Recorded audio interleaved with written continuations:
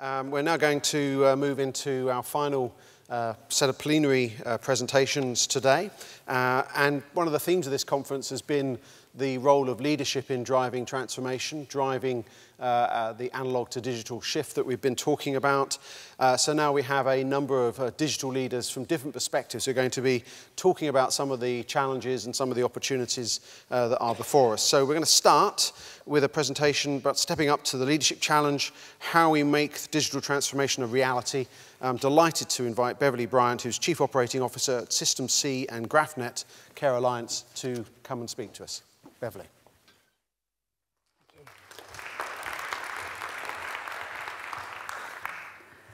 Hi everyone, really good to be here. I recently left NHS Digital after 4.5 years there and at NHS England, helping to make the case for digital technology and transformation, and I'm now the Chief Operating Officer of System C and GraphNet, as Paul just said. We're a British company that supply PAS, clinical, shared records to the NHS and also adults and children's social care systems to local authority through a company called Liquid Logic that you may have heard of. Now, as a health and care sector, we have come a long way, but crikey, there's still a lot to do. The landscape is patchy, and all of us need to step up to actually make this a reality. But this is why I love it. This is why I continue to work in this space. Just reflecting on the TSA white paper that was launched yesterday, I really do believe that telecare services are the direct answer to empowering people to be independent and to manage their own conditions. We all know that, we all believe that, and that's why we're all here today. And the TSA will help to resolve the issues. There's quite a few barriers, the issues that the white paper talks about. The TSA are going to be lobbying government, raising the stakes and making sure that we get through those, and that's great that they're doing that for us. But we can't wait for the TSA to answer it all for us. We, as a sector, need to step up, we need to step out, and we need to grab the opportunities. So what I'm going to talk about today are the 3 practical things that I think we can do to step up to make some real progress in this area. The first one is to start small, keep it simple and build, but don't do a pilot. Pilots are usually funded, they end, and nothing ever scales from there on. But let me explain what I mean by this.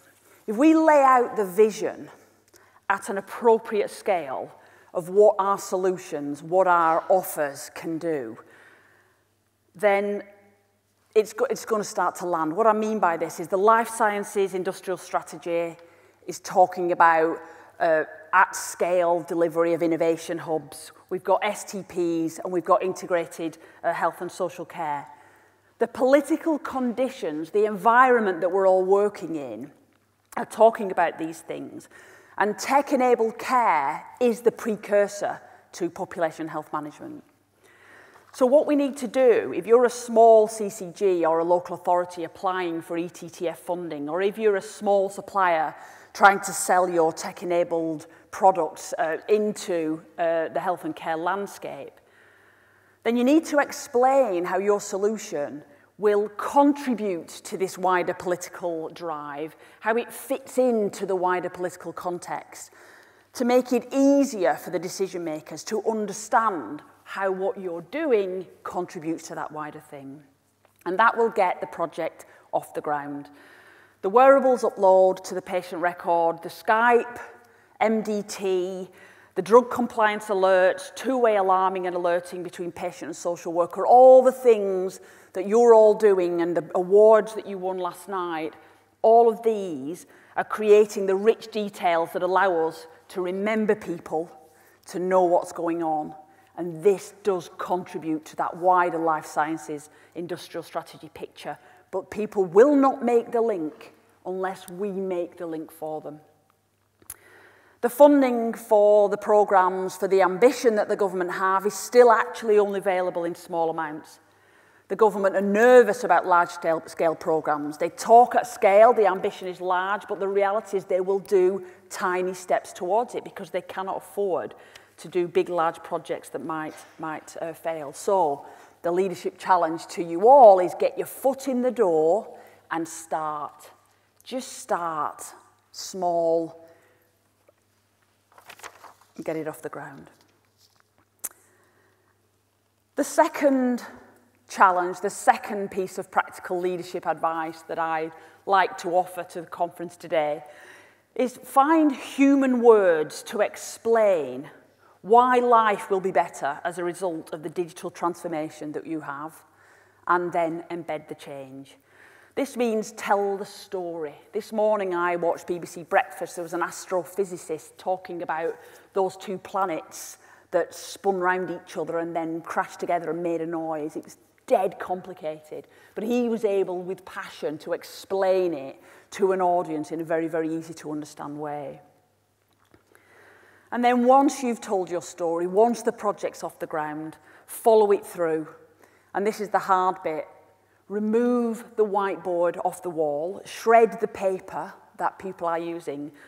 And instead of, I've moved on from the bonfire of the faxes, I think we should take the fax machine to the Antiques Roadshow, is the new idea. But the fact of the matter is that we've got too many areas where the technology is there and it's working in a corner, and then in the rest of the health and care environment, they're still continuing to work with whiteboards and paper.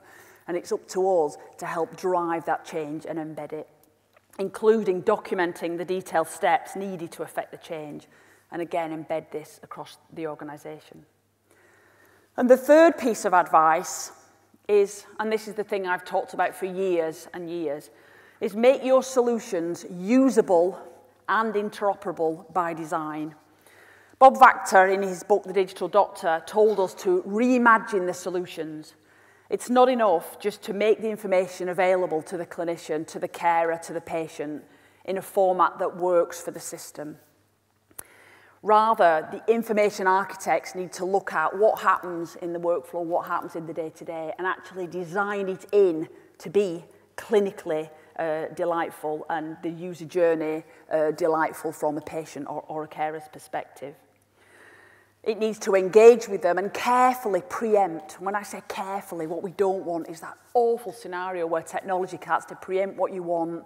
It's a bit like the predictive text where you're trying your best to stop it telling you what word you want. So we need to be thoughtful and careful about how we predict and how we preempt. But we're moving towards insight. If we can show the clinician or the carer information that's relevant from other parts of the system, that's where we really truly know what's going on, and we can start making decisions with a full and comprehensive knowledge of what's happening. But meanwhile, whilst all that's going on, for legal, organisation and administrative purposes, we still need to record information at the back end. And this is where we've got a dilemma in England in terms of the technology, because many of the solutions have been designed to record referral to treatment, to capture maybe consent preferences, do case management handovers, have clinical coding for payment by results, trigger follow-up appointments, and all those things continue to be necessary. So we need to be able to create an architecturally sufficient solution that works for all that boring back-end piece of functionality that's required, while still clinically delights the patient, the carer, and so on. Now, in my new role, I'm leading a re-architecture of our suite of products to try and achieve just that.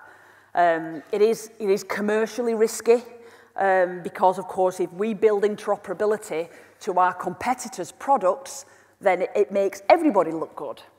But you know what? Hell, I don't care.